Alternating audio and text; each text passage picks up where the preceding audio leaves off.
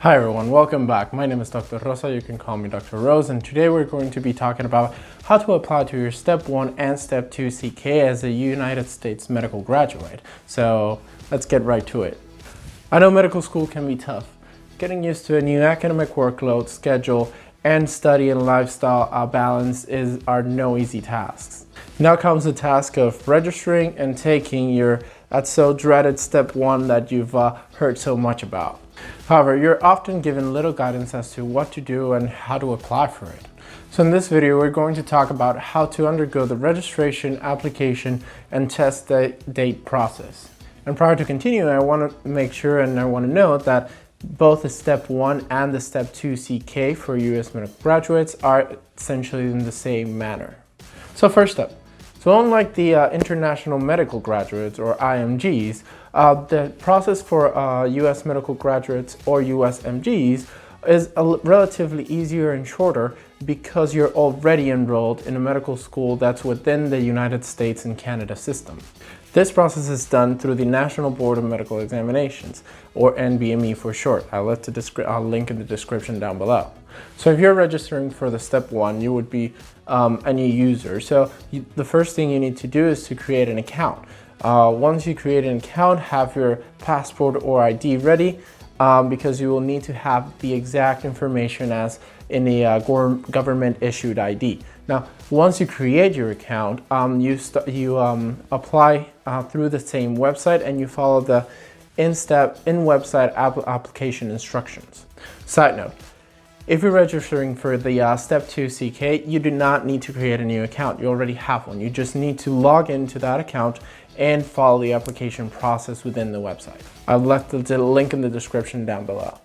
It is worth noting that this initial application is not for the Step 1 per se.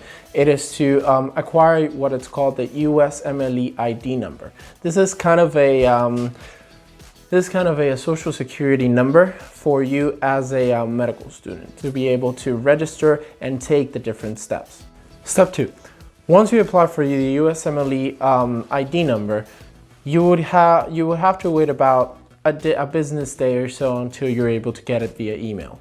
So once you get that number, you log back into the NBME website, log in back to your account, and apply for the Step 1 following the in-website instructions. To be able to also register for the Step 1 and Step 2 CK, you would need to apply or request an eligibility period. Essentially, this is a period of about 3 months usually, in which you have that time frame to be able to take the test within any day within that time frame. Now, financial.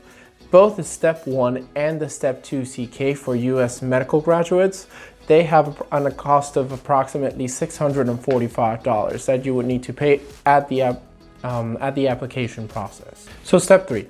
Once your registration is complete and your eligibility period is approved, what it's called a scheduling permit is generated, and you will receive an email with instructions regarding as to how to retrieve it and how to acquire it.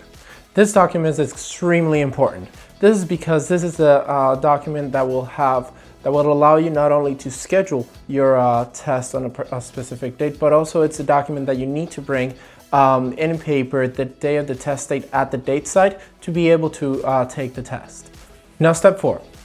Once you have your scheduling permit, once you've applied, once you have everything set for the step application, you will need to go to the Prometric website. I'll leave a link down below, in which using the scheduling permit, you'll schedule a date, your selected date, and a site in which you will be taking your step. Once you have that date set and approved in the Prometric website, you're all set to go. So this is all for today. If you have any questions or comments, please leave them in the comment section down below. If you like this video, please like and subscribe. It means a lot. And I'll see you until next time. I wish you a happy and healthy life. Have a good day.